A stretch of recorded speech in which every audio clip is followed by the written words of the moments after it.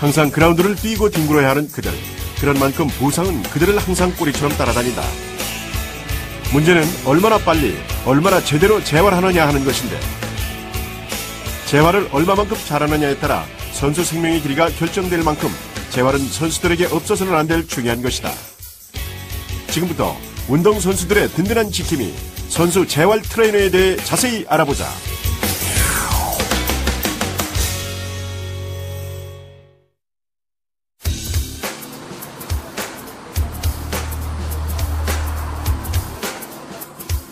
이곳은 아마추어 선수들로부터 프로 선수들까지 운동선수들의 재활치료를 전문적으로 담당하고 있는 곳인데,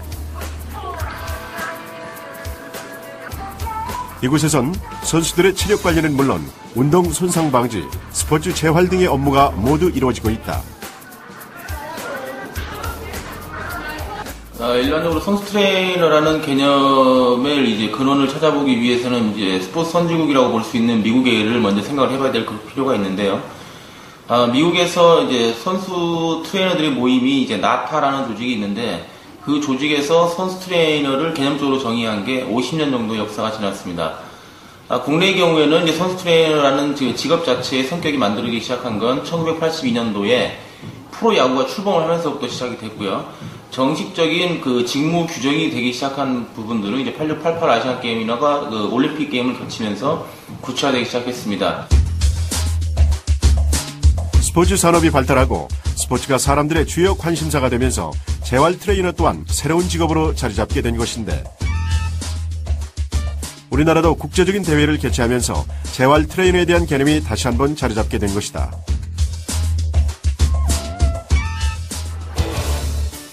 선수 재활 트레이너는 보통 팀 내에서 선수들과 함께 생활하는 팀 내 재활 트레이너가 있고, 전문 재활병원에서 근무하는 트레이너들이 있다.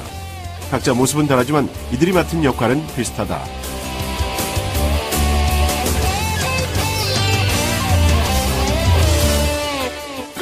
1년 정도 일했고요. 시작한 계기는 이쪽으로 공부를 하고 싶었고, 그리고 되게 남들이 하지 않는 특별한 일을 하고 싶어서 또 재미도 있고 흥미도 있고 해서 이 일을 시작하게 됐습니다. 재활 트레이너는 기본적으로 운동 감독이나 코치와 협의하여 종목, 포지션, 선수 개인에 따라 필요한 근육을 단련시키고 규칙적인 운동이나 교정 운동을 지시한다. 그리고 선수들의 체력을 증진시키거나 체중을 조절하도록 식이요법도 권고한다. 이거는요, 무릎이나 발목 부상이 있는 선수들이나 아니면 수술을 하는 환자나 원래 체중 지지를 100% 하면은 위험할 수 있으니까 어느 정도 천천히 부력을 이용해서 걷거나 뛰게 할 수 있는 치료입니다. 이들은 선수들이 효과적으로 체력을 기르고 미연에 부상을 방지하는 프로그램을 개발하는 것뿐 아니라 개인의 체질이나 병에 따라 각기 다른 운동을 처방해줘야 하므로 인체의 구조에 대한 정확한 지식은 물론 의학 전문 지식까지도 충분히 습득하고 있어야 한다. 원래 이 정도 했어? 원래요? 빨라? 더 빠른 것 같은데? 지금 더 빠른 것 같다고? 아니요. 원래 빠르게 한 것 같은데. 근육에 무리를 주지 않고 천천히 진행되는 수중 훈련. 선수의 표정이 편안해 보인다. 재활 트레이너는 이처럼 운동선수의 몸짓, 눈짓 하나까지도 꼼꼼히 지켜보고 훈련의 강도를 조절한다. 드리블 하다가 꺾였어요. 좋아지고 있는 것 같아요. 재활 트레이너는 운동선수 각 개인의 건강 상태와 체력, 그리고 질병의 특성에 따라 적합한 운동과 운동량을 선택해주는 사람이다. 따라서 신체를 과학적으로 분석하여 운동 계획을 수립해야 하므로 운동의 전 과정을 체계적으로 익혀야 한다. 앞쪽 당기시죠? 네. 예. 10초간 쭉 당기세요. 운동선수의 경우 격렬한 운동으로 신체에 무리를 줄 수 있기 때문에 이것을 방지하기 위해서는 잘 짜여진 프로그램에 따라 신체를 고루 발달시킬 수 있는 운동을 하는 것이 좋다. 강의적으로는 두 가지로 나눌 수 있는데요. 첫 번째는 그 선수들의 그 건강 관리 부분, 또 한 가지는 이제 체력 및 컨디셔닝 부분이라고 생각될 수가 있습니다. 그래서 구체적으로 좀 살펴보게 되면 선수들의 건강관리 부분은 그 일반인과 마찬가지로 선수들도 하나의 그 개체로서 평상시 생활 태도가 건강할 수 있는 태도를 갖고 있는지, 즉 이제 술 먹는 거나 흡연이나 영양 섭취 부분들도 전부 관리를 하게 되고요. 또 체력 관리라는 부분은 선수가 최적의 컨디션 상태를 유지하면서 경기에 임할 수 있도록 개인의 체력 수준을 최고로, 심리적인 부분들도 최고로 유지시켜주는 역할을 하게 되고요.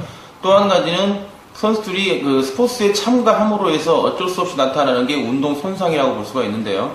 그 운동 손상을 예방할 수 있는 사전 그 준비 과정을 걷게 되고, 또 한 가지는 상해 후에 응급처치 등을 통해서 빠른 재활로, 그리고 올바른 재활이 될 수 있도록 지도하는 역할을 하고 있습니다.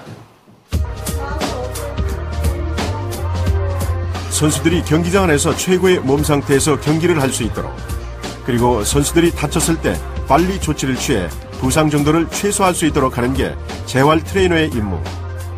팀에서 없어서는 안 될 존재이지만 그렇다고 전면에 부각될 수도 없다. 따라서 선수들이 가장 힘든 시간을 함께 보내는 만큼 선수들과의 관계도 이들에게는 매우 중요하다. 슬링이라고 하거든요, 기계 이름이. 그래서 가장 기본적인 운동은 복부와 체간 운동을 하는 거예요. 그러니까 사람이 사지가 튼튼하다고 해서 좋은 게 아니라 이 중심이 파워가 있고 세야지 모든 종목의 선수들이 다 기능적인 역할을 잘 할 수 있거든요. 그래서 가장 기본이 되는 체간 운동을 하는 거예요. 균형을 잡으며 힘을 유지시키는 게 매우 힘들어 보이는데, 하지만 이 재활 과정은 선수들에게는 꼭 필요한 과정인 만큼 대충은 없다. 모든 부상을 입는 선수들이 다 해요. 일단 체간은 가장 기본이고 중심이기 때문에 중심에서 흔들려 버리면 다른 어깨나 발목, 무릎에서도 그게 밸런스나 이런 모든 게 무너지고 틀어질 수가 있기 때문에 모든 선수들이 거의 슬링시는 다 하고 있어요. 선수 트레이너에 대한 관심이 높아지고 있는 지금, 트레이너가 되려면 과연 어떤 조건이 필요할까? 선수 재활 트레이너는 현재 프로 운동구단, 재활 전문병원, 규모가 큰 피트니스 센터에서 활약하고 있지만 앞으로 아마추어 운동선수들이 생활하는 학교에 고용이 된다고 보면 이들의 활동 영역은 더욱더 넓어질 전망이다. 그중 임금이 높은 프로구단과 큰 병원 등의 트레이너로 활동하기 위해서는 의학적 지식과 부상 방지를 위한 다양한 기술들을 익히고 또 그것을 인정받는 자격증을 취득하는 것이 필요하다.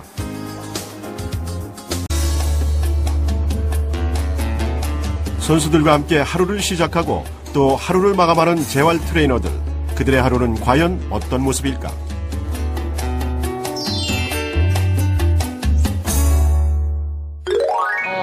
대학교 졸업하고 들어온 지 얼마 안 됐어요. 겨울에 들어와서 1층 메디컬 1번 환자를 보다가 지하에 내려왔고요. 그리고 하게 된 계기 같은 경우에는 제가 운동을 했었어요. 핸드볼을 했었는데 저도 많이 다치고 주위에 다치는 선수들이 굉장히 많은데 다시 복귀를 못하고 그만두는 사람이 너무 많아요.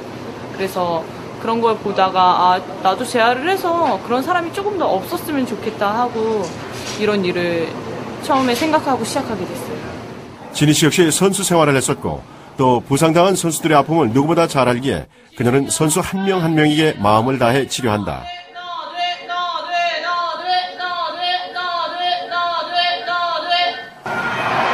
당기는 거 미는 거 더 해야 돼. 당길 때도 힘주고 밀 때도 끝까지 힘을 줘야 돼. 지금 41대 16이야. 얼마 미는 것도 안 나오고 당기는 것도 안 나오잖아. 16이면. 그치? 이곳의 환자들은 대부분 부상을 당해 오랜 시간 재활 훈련을 받아야 하는 선수들. 제일 먼저 의사에게 치료를 의뢰하고 그 진단 결과가 나오면 이유는 전적으로 재활 트레이너들의 몫이다. 재활 훈련을 계획하는 것, 진행하는 것 모두가 이곳 트레이너들의 임무인 것이다. 땡기는 거 민거 조금씩만 더 하면 되겠다. 우선 대학교를 운동 관두고 다시 들어갔고요. 들어가서 처음에는 이제 체육과를 들어갔다가 다시 편입을 해서 스포츠 의학에서 이제 전공 공부를 하고 좀 모자르겠다 싶어서 연수를 좀 많이 들었어요. 연수 듣고 그리고 병원으로 실습 좀 많이 나가고 카셉이라고 운동사 연수를 듣고요. 그리고 카타 세미나 같은 거 좀 많이 듣고 그랬어요. 여성 재활 트레이너인 진희 씨. 그러다 보니 그녀의 환자들은 여성이나 학생들이 많다. 진희 씨 특유의 섬세함과 언니 같고 누나 같은 편안함 때문인지 그녀를 찾는 환자들도 어느새 마음 편하게 치료를 받게 된다. 그렇다면 선수 재활 트레이너는 어떤 사람들에게 어울리는 직업일까? 엉덩이 딱 풀리고. 일단 스포츠를 사랑해야 되고요. 그리고 헌신적이고 상당히 모험적인 사람이 할 필요도 있습니다.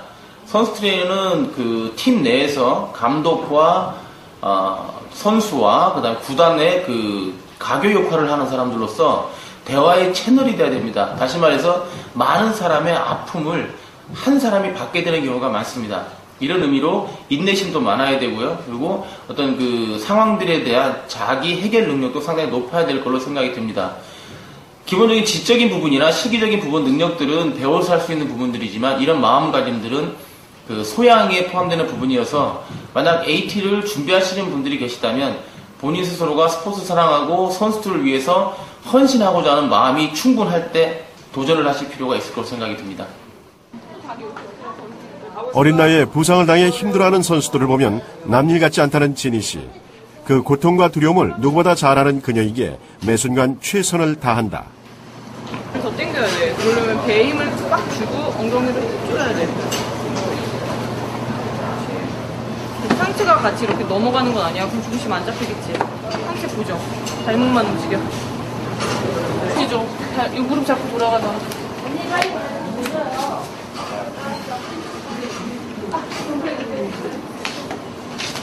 배 힘 주고 배 늘어졌다. 배꼽에 힘 딱 주고 끌어올린다는 느낌으로 해. 그렇지. 작은 움직임 하나라도 놓칠세라 꼼꼼히 지켜보는 진희 씨. 격렬한 운동으로 온몸이 굳은 환자의 근육을 무리하지 않고 천천히 부드럽게 풀어주고 있는 중이다. 앞으로 가는 거 좀 더 여기 피로를 잘 온다. 이번에 매력은 제가 이제 프로그램을 짜고 이 선수 특성을 파악해서 잘 됐을 때 보람을 제일 많이 느끼고요. 그런 것 때문에 쉽사리 하시는 트레이너 선생님들이나 치료 선생님들이 그만두지 못하는 것 같아요. 선수들이 나중에 이제 잘 돼서 찾아오고 이러면 그것만큼 좋은 게 없죠.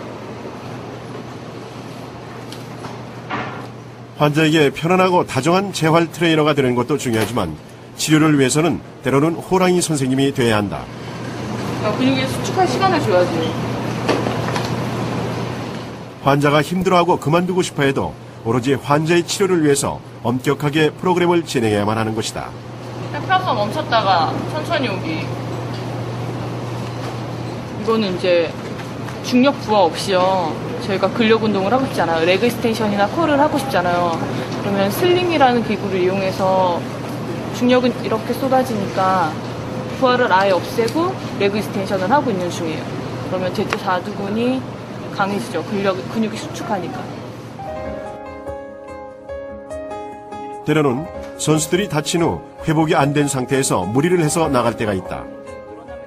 완벽하게 회복되지 않은 상태에서 나가면 또 그 부분이 다치고 고생하게 될 게 뻔한데 프로의 세계에선 어쩔 수 없이 나가야 되는 경우가 있다.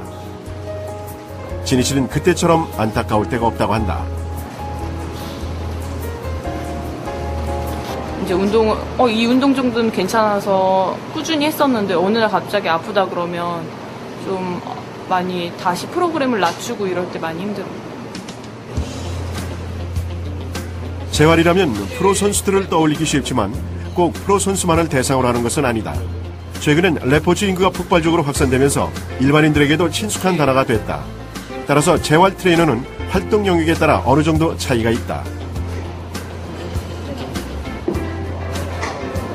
선수 트레이너는 두 가지로 구분이 되는데요. 자격이 있는 ATC와 자격이 없는 AT로 구분이 됩니다. 물론 AT로서도 그 현장에서 그 업무를 수행할 수는 있지만 그 업무의 영역이 제한적일 수밖에 없습니다. 그래서 그 현장에서 하는 일들을 실질적으로 선수 트레이너로서의 업무를 전부 다 소화해낼 수 있다라는 그 마음을 갖는다면 반드시 ATC가 돼야 될 거로 생각하고 있습니다. 뭉친 근육을 마사지를 통해 풀어주는 지니 씨.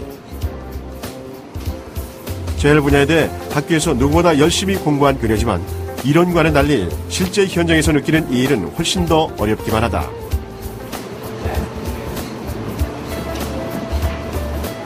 책에서는 그 베이직대로 가는 룰이 있잖아요. 이 정도의 근력을 가지면 이 정도는 할 수 있고 이제 이런 동작을 할 수 있고 이런데 그렇지 않다는 거. 너무 개개인마다 사람마다 치료되는 속도도 틀리고 재활되는 속도도 틀리고 근력 붙는 속도가 다 다르니까 그런 점에서 이제 이론과 실제가 조금 다르죠. 오늘도 열심히 구슬땀을 흘리는 지니 씨. 이 일을 시작한 지 얼마 되지 않은 만큼 아직 배워야 할 것들이 더 많다고 말하는 그녀. 그녀가 꿈꾸는 미래의 모습은 과연 어떤 모습일까? 저는 병원에서 좀 더 많이 배우고 여기서 치료 좀 더 잘해서 팀에 들어가서 팀 트레이너 하는 게 꿈이에요. 한 예로 미국 같은 경우는 인구 3억의 그 트레이너가 32,000명 정도로 파악이 되고 있어요. 그래서 약 한 0.01% 정도로 보이는데요. 한국 같은 경우에는 4,500만 명에 현재 300명 정도의 트레이너들이 활동을 하고 있습니다. 그래서 약 미국에 대해서 16분의 1 정도의 인원밖에 안 되고 있는데요. 그래서 시장은 상당히 넓어질 걸로 판단이 되고 많은 수의 선수 트레이너가 필요할 걸로 생각이 되고 있습니다. 그리고 또 한 가지는 프로 구단에 치중되어 있던 트레이너들이 현재 아마팀에서도 필요성을 느끼기 시작함으로써 한 3, 4년 전부터는 아마추어 팀에서 트레이너들을 고용을 하고 있습니다. 그래서 취업 전망은 상당히 밝을 것으로 보이고요. 또 한 가지 아시아 내에서는 일본과 한국만이 제대로 된 선수 트레이너 시스템을 운영하고 있습니다. 그래서 전체 아시아 시장을 놓고 봤을 때 외국으로의 트레이너 인력 수출도 충분히 가능할 거로 생각이 듭니다. 부상으로 힘들고 고통스러워하던 선수들이 자신의 손을 통해 최상의 컨디션을 유지할 때 가장 큰 보람을 느낀다는 선수 재활 트레이너들. 다른 사람에게는 건강을, 스스로에게는 전문 직업인이라는 자부심을 안겨주는 이 직업. 당신도 한번 도전해보는 건 어떨까?